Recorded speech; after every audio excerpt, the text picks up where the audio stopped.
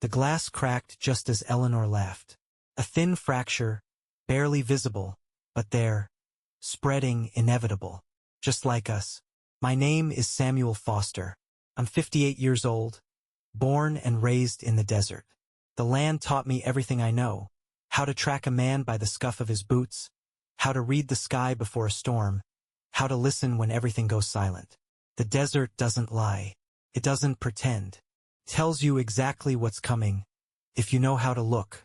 Eleanor and I had been married for 22 years. We had our routines, our habits, the quiet understanding of people who'd shared more days than they could count. But something had shifted. It was in the way she hesitated before answering simple questions. The way she looked past me instead of at me. Small things easy to dismiss on their own. But together they formed a pattern. We were at the Blue Cactus, the only place in Red Mesa that tried to pass itself off as high-end. The owner, Joe, had painted the walls dark green and hung up string lights. Like that would make the town forget it was still a roadside diner with overpriced steaks. The booths were old but comfortable, and the drinks were strong enough that no one complained.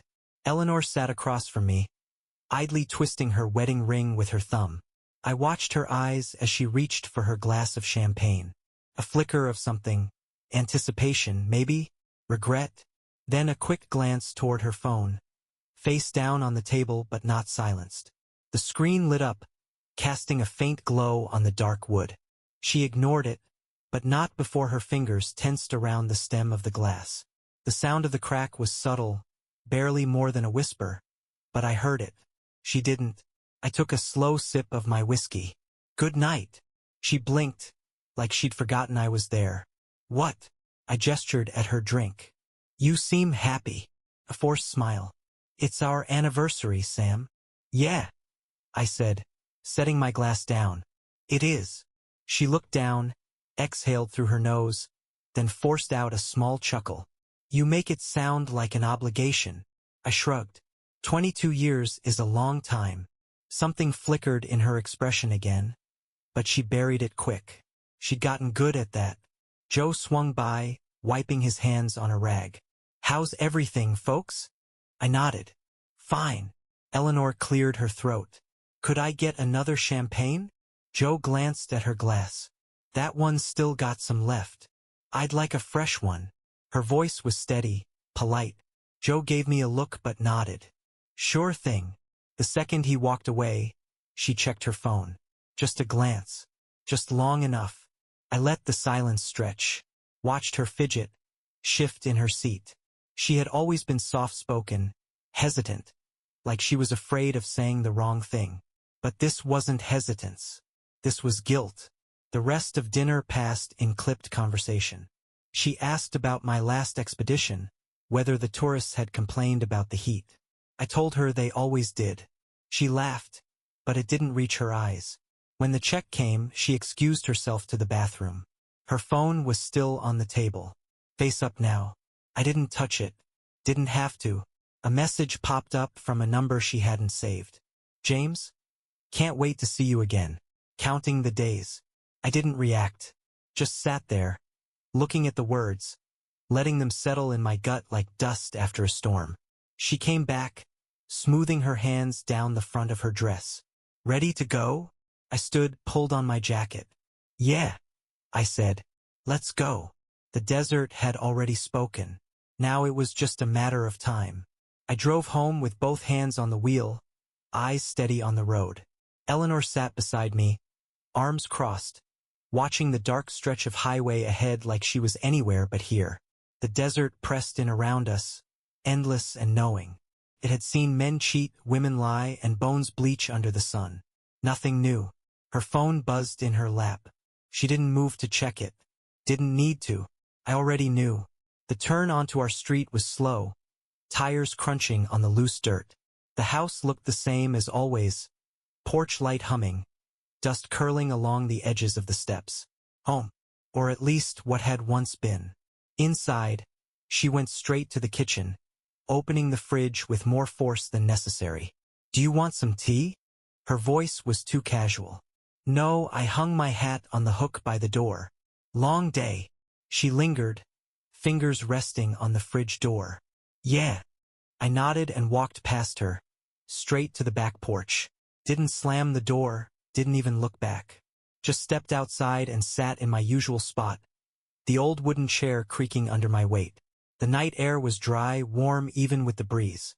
Crickets hummed in the distance. I pulled out my flask, took a slow sip, let the quiet stretch. I wasn't the type to break things. Didn't yell, didn't throw punches at walls. Never saw the point. Rage was like fire out here. It burned fast, burned hot, then left nothing but a mess to clean up. Better to wait. Let the embers smolder until the wind carried them where they needed to go. Her voice came from behind me. I'm going to bed. I didn't turn, just nodded. All right. The door clicked shut. I sat there a while longer, running the night through my head.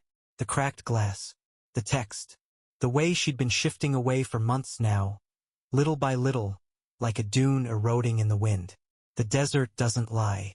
I made my move the next morning. Didn't say a word to her, just took my coffee and left, boots kicking up dust as I headed into town. The streets were quiet, save for the usual early risers. A couple ranchers loading up their trucks, a group of retirees sitting outside the diner, shooting the breeze. Life moved slow in Red Mesa. People noticed things. Ember Garcia, my new neighbor, waved as I passed her house. She was out watering the small patch of flowers she'd managed to keep alive. Morning, Sam. I nodded. Morning. She hesitated, shifting the hose from one hand to the other. I saw Eleanor leaving Rayall early yesterday. Thought maybe she had an appointment or something. The way she said it, casual but not really, made me stop. That right? Ember shrugged. None of my business. Just noticed. I looked at her, really looked. She wasn't nosy, just observant. The kind of person who liked to fit in, get along. And right now, she was trying to figure out if she'd overstepped. I nodded. Appreciate it. Her shoulders relaxed. Yeah, sure. Just seemed out of the ordinary. That was one way to put it. I kept walking, heading for my real destination. Jasper Scott's office. The man was jittery by nature, always checking over his shoulder like he expected someone to be standing there. He'd been an accountant for some shady types in Phoenix before deciding the quiet life suited him better. Now he handled taxes for half the town and worried about who might be looking too closely at his books. His office was a small, stuffy space above the hardware store. The blinds were always half closed, the coffee smelled burnt, and the clock on the wall ticked just a little too loud. Jasper barely looked up when I walked in. Jesus, Sam. You got a knock. I did. I pulled up a chair. You just didn't hear me over all that paranoia. He sighed, rubbing his temples. What do you want? I set my coffee down on his desk. Eleanor's been spending money. Jasper froze, his fingers still on his temples. And, I raised a brow. And I want to know where. He exhaled, sitting back in his chair. Look, man. Jasper. My voice was calm. Even. Don't make me ask twice. He chewed his lip, then reached into his desk drawer, pulling out a folder. I wasn't gonna say anything, but... yeah, it's off. Plane tickets, hotel rooms, stuff she doesn't usually buy. He tapped the folder. Looks like she's been meeting someone in Tucson. I flipped through the pages. Expensive dinners. Luxury hotels. A flight, just one. A one-way ticket bought a month ago. The name on the transaction was James Simmons. I closed the folder. You look into him? Jasper scoffed. Do I look like I want to be on some foreign businessman's radar? I just checked the numbers. I stood, picking up the folder. Thanks, Vic. He sighed. Just be careful, all right? I didn't answer, just walked out, stepping into the sunlight. Tucson. That was a couple hours away. Nothing more than a drive through open desert. A place where she could disappear for a night, where no one knew her name. I slid into my truck, gripping the wheel. Now I had a name, place, a direction. The desert had pointed the way. It was time to follow. Tucson was 2 hours away, give or take, depending on how much you pushed the truck. I took my time. Rushing wasn't my style. Besides, I wanted to think. The desert stretched out on either side of the highway, endless, unbothered by human problems. The sun was high, baking the sand, making heat shimmer on the asphalt ahead. A vulture drifted overhead, wings spread wide, letting the air carry it. No effort, no wasted movement. I had James's name, and that was enough to start. A businessman traveling frequently, dropping money like it meant nothing. He wasn't stupid, though. The expensive hotels, the secrecy, he knew how to cover his tracks. But no one covered them well enough. Not in a place like this. I pulled into Tucson just before noon, stopping at a small diner off the main road. Not the kind tourists visited. This was for locals. Greasy burgers, strong coffee, conversations low and steady. The kind of place where, if you sat long enough, you'd hear everything you needed to know. The waitress, a woman in her 50s with sharp eyes and a name tag that said Darla, came over with a pot of coffee before I even asked. "What can I get you?" "Just the coffee for now." I gave her a nod. "Actually, you been working here a while?" She set the pot down, looking me over. "Long enough." I slid a 20 across the table. "Ever seen a guy come through here? Tall, sharp features, slight accent. Dresses like he's got money." Her expression didn't change, but she tucked the bill into her apron. "Lot of men come through here thinking they got money. This one might have been meeting a woman. Brunette. About 40. Tired looking." Darla's lips pressed together. "That narrows it down." I reached into my pocket, pulled out the folded receipt from Jasper's folder. "James Simmons. Ring a bell?" That got a reaction. A slight shift in her stance, her hand tightening around the coffee pot. "Yeah. He comes through now and then. Not often, but enough. Usually sits in the back, keeps to himself. Sometimes he's got company."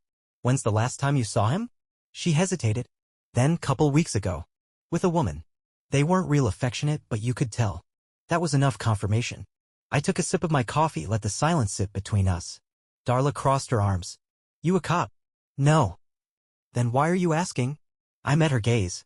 "Because I don't like unfinished business." She studied me for a moment, then nodded like she understood. "If you're looking for him, he stays at the Vista Royale when he's in town. Room always booked under a different name." "Appreciate it." She gave a small shrug. "Don't know what you're planning, but I'd be careful. Guys like that don't like people digging." I finished my coffee, left another bill on the table, and walked out into the heat. The Vista Royale was one of those places that tried to look important. Tall palm trees lined the entrance, the building all glass and sharp angles, the kind of thing that stuck out in a town like this. I didn't bother with the front desk. Men like James weren't the type to spend much time in the lobby. Instead, I found a seat at the hotel bar, ordered a beer, and waited. It didn't take long.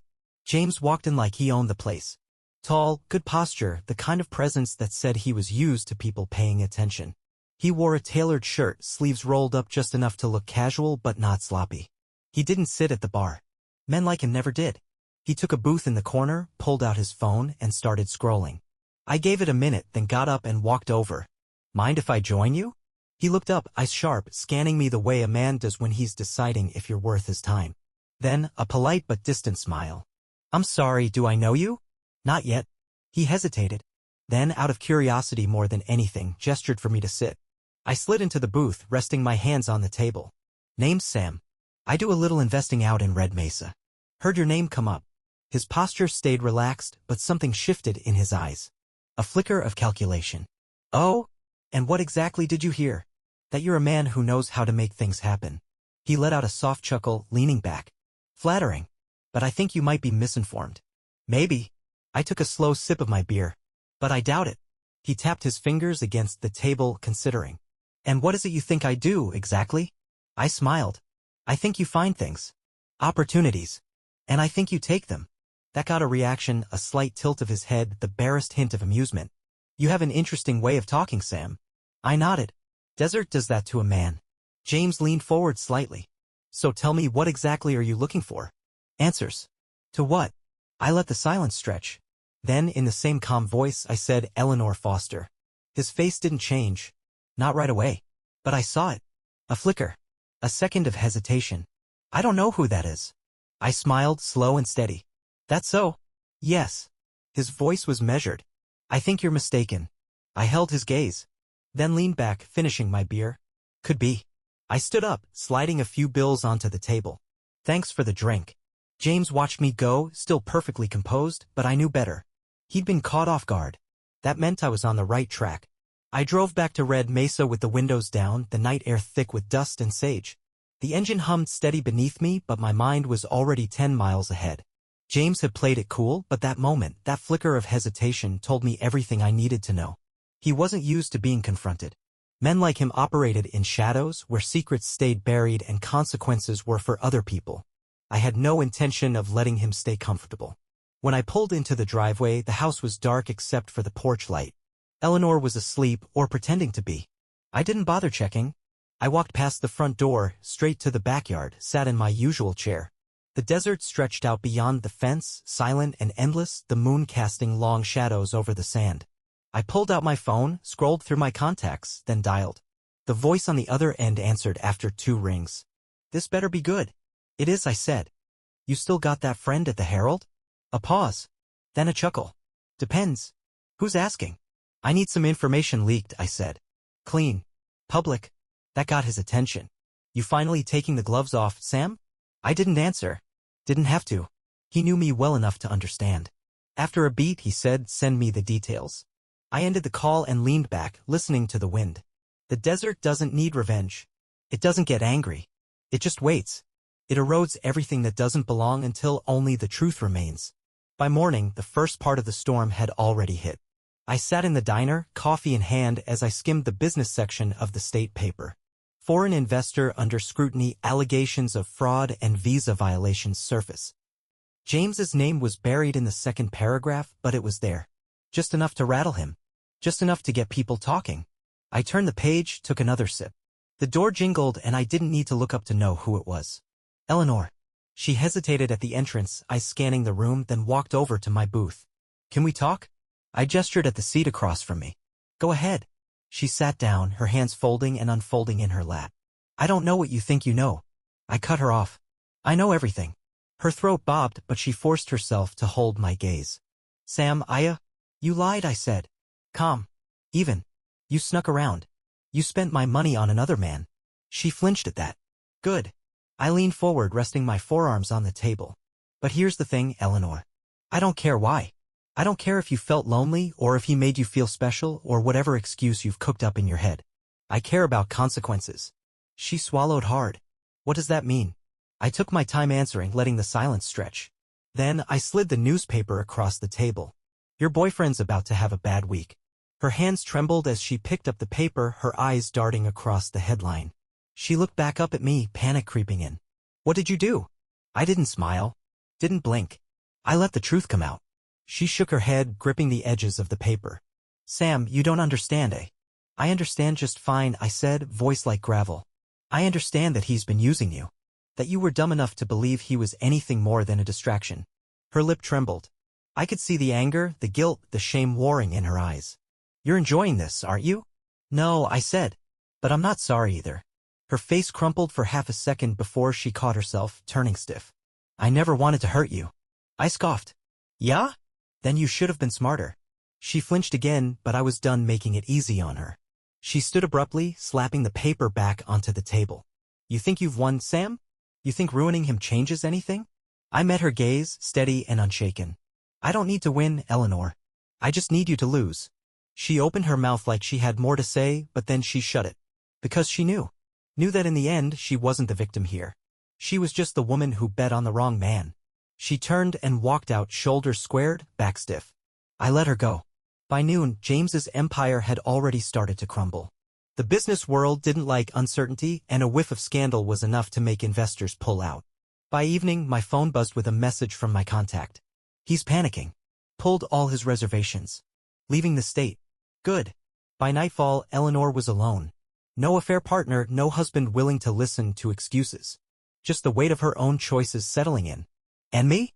I sat on my porch, watching the last light fade over the desert, knowing the land had already done its work. Some men chase revenge. Some men just let the wind do the rest. The next few days passed quietly. Too quietly. Eleanor stayed out of my way, moving through the house like a ghost. I didn't ask where she went during the day, and she didn't offer. We had nothing left to say. The marriage had been over long before I found the proof. I was just the first to admit it. James, on the other hand, had plenty to say. The call came just after sundown. I was in the backyard, sharpening my knife, letting the rhythmic scrape of steel on stone fill the silence. The screen door creaked open, and I heard Eleanor pause. She didn't come outside, but I could feel her standing there, watching. I ignored her and answered the phone. Sam, James's voice was tight, clipped. We should talk.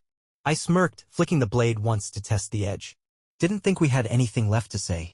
You don't understand what you've done. I let out a slow breath. I understand just fine. You thought you could play your little games out here, treat my wife like a distraction. You figured no one would notice, and even if they did, what could a man like me do to someone like you? I paused, letting the weight of it settle. Well, now you know. There was a long silence. Then his voice dropped lower. You made a mistake. I almost laughed. That right? You think you've won because you rattled my business? Because you leaked a little dirt? I stood, stretching out my shoulders. Ain't about winning, James. You don't belong here. And now you don't have a choice but to leave. Another pause, longer this time. Then, almost reluctantly, I underestimated you. I didn't respond. I just waited. You're right, he admitted finally. I'm leaving. But you should know Eleanor reached out to me. That got my attention. I glanced toward the screen door. It was shut now. She'd gone back inside. She wanted to talk, James continued. Said she made a mistake. That she had. I cut him off. I don't give a damn what she said. A dry chuckle. Of course not. I let the silence stretch again. Then, you got any reason to still be in my town? No, he said, and this time he sounded tired. I'm done here. Then don't call me again. I hung up, slipping the phone into my pocket. Inside the house, I heard a chair scrape against the floor. I walked in, setting my knife on the counter. Eleanor was sitting at the kitchen table, hands wrapped around a cup of tea she wasn't drinking. You called him, I said. She didn't answer right away. Just stared into the cup like it had the answers she was looking for. Then finally, I didn't know what else to do. I pulled out a chair across from her, sat down. You thought he'd save you? Her lips pressed together. I don't know. Maybe. She exhaled, shaking her head. I just wanted to know what happens now. I leaned back. Yeah? Now, you deal with the choices you made. She flinched, but I wasn't in the mood to soften the truth. I'm filing, I said, plain and simple. You'll get what's fair, nothing more. Her fingers tightened around the cup. And then? I shrugged. Then I move on. She swallowed. And me. I looked at her, really looked at her, for the first time in a long while. She wasn't the woman I married. Maybe she hadn't been for years. That's not my problem anymore. I stood, grabbed my hat, and walked out the door, leaving her to sit with whatever was left of her regrets. The next morning, I sent the paperwork to the lawyer. By noon, the whole town knew. Red Mesa wasn't a place where secrets lasted long, and divorce was as good as a public execution in a town like this.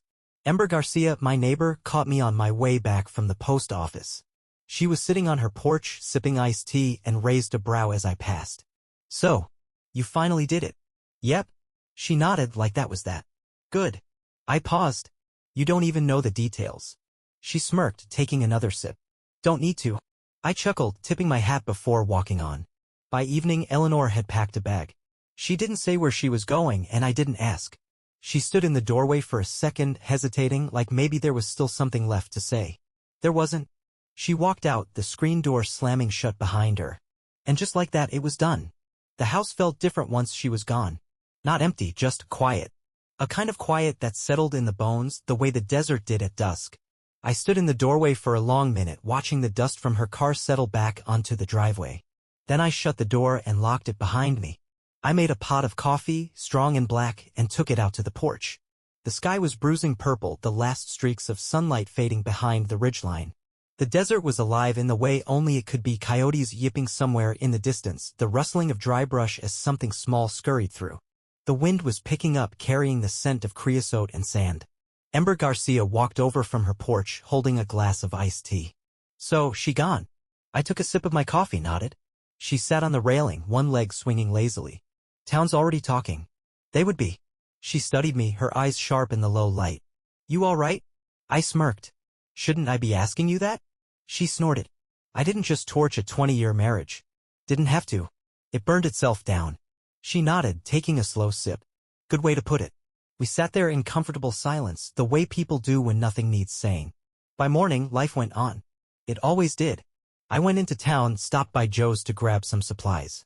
The diner was busier than usual, people pretending not to stare. A couple of the old boys at the counter tipped their hats, their way of saying they knew and approved.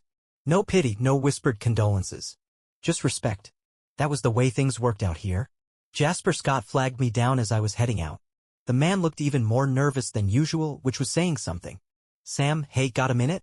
I adjusted the bag of supplies on my shoulder. Make it quick. He rubbed the back of his neck. It's about James. I sighed. What about him? He's really gone, Jasper said, lowering his voice. Tied up some last-minute business and vanished. No one knows where. I raised a brow. And? Jasper hesitated. And I don't think it's over. I let that sit for a second, then shook my head. It is for me. He frowned, shifting on his feet. You sure? I looked him dead in the eye. You see me losing sleep? He sighed, running a hand down his face. No. Guess not. Then we're done here. I walked out, loading my supplies into the truck, and drove home.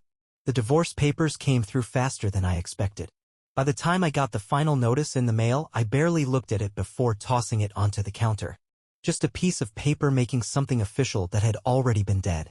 A week later, Ember caught me outside again, this time leaning on her fence. You hear about Eleanor? She asked. I shook my head. Not my business. She tried moving to Phoenix. Didn't last. Word is she's back in Tucson, staying in some cheap rental. I nodded, more acknowledgement than interest. Ember watched me for a long moment. You really don't care, do you? I met her gaze. Would it change anything if I did? She smirked. No, I guess not. She pushed off the fence, heading back toward her porch. Halfway there, she called over her shoulder, you know, I make a damn good steak. I chuckled. That right? She shrugged. Just saying. If you ever get tired of sitting out here alone. I tipped my hat. I'll keep that in mind. That night, I sat on my porch with my coffee, watching the stars come out. The desert stretched before me, the same as it always had, as it always would. It didn't need revenge, and neither did I. Some people dig their own graves. All you have to do is stand back and let the wind do the rest. The air was cooler than usual that morning, the kind of crispness that only came after a hard rain, though the sky had been clear for weeks. I took my coffee outside, settling into the chair that had seen more years than I cared to count. The desert stretched before me, golden light creeping over the ridges, painting the world in a way that made everything seem cleaner. Fresh. Like the past had finally burned off, leaving nothing but what mattered. Ember wandered over, hands stuffed in the pockets of her jeans, a lazy kind of ease in her step. You gonna sit there all day, or you got plans? I smirked, taking a sip. This is the plan. She snorted, leaning against the railing. Big ambitions. Enough for me. She studied me, tilting her head slightly. You ever wonder if she'll come back? I didn't need to ask who she meant. I just shook my head. She won't. Not even to try and fix things? She ain't got anything left to fix. Ember nodded like she understood. She ever say anything? After everything? She tried. I leaned back, watching a hawk circle in the distance. Sent a letter a few weeks back. Didn't read it. Ember raised an eyebrow. Didn't even open it? No need. She exhaled, shaking her head. You're a cold bastard, Sam. Not cold. Just done. She laughed, a short, knowing sound. Well, I guess that's that. I nodded because it was. The thing about people like Eleanor, about men like James, is that they think the world owes them something. They think they can take what they want, walk away clean, start over like the past don't follow. But the desert don't work that way. The wind don't forget your tracks just because you don't want to see them anymore. James was gone, running scared from a world that had finally caught up to him. Word was he got tangled up in some bad business overseas. Some men get away with their sins. He wasn't one of them. Eleanor had nothing left but regrets and a cheap apartment in Tucson. No husband, no rich lover, no one to prop her up when the walls caved in. She made her bed. And I didn't owe her a damn thing. Me? I had my land. My work. My name. And that was more than enough. Ember pushed off the railing. Well, I promised you steak once, didn't I? I smirked. That's so. Yep. And I don't make promises I don't keep. She gave me a look. You coming, or you gonna sit here brooding like some old ghost? I set my coffee down, stood stretched. Guess I could eat. She grinned. Good. Just don't expect me to listen to you ramble about the damn desert all night. I chuckled, following her across the yard. The sky was clear, the air clean. The past was dead. And the wind had already carried it away.